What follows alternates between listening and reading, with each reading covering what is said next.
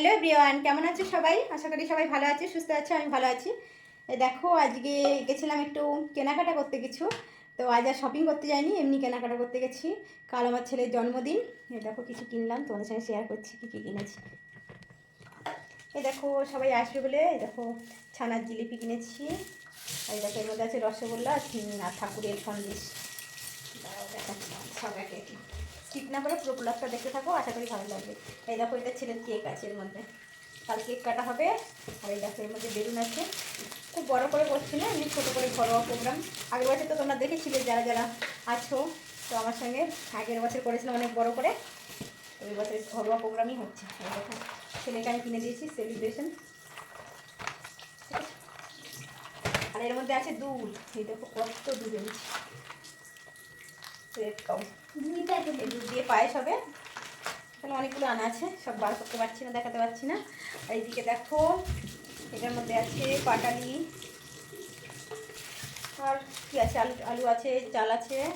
আর এই দেখো কাজু কিশমিশ সবই এনেছি আজ। তো কেমন হলো আমাদের সব কেনাকাটা, তো কমেন্ট করে সবাই জানিও। আর কাটাকুটি করবো, সবজি কেটে রাখবো, সকাল থেকেই রান্না করবো। আমি তো নিজের হাতেই করবো কাল, ওই জন্য সকাল থেকেই করতে শুরু করবো, নাহলে রান্না করে উঠতে পারবো না।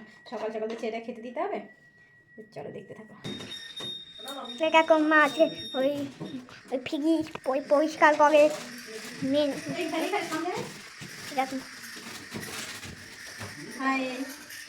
দেখো এটা ফ্রিজ, এগুলো ফ্রিজের পকেট।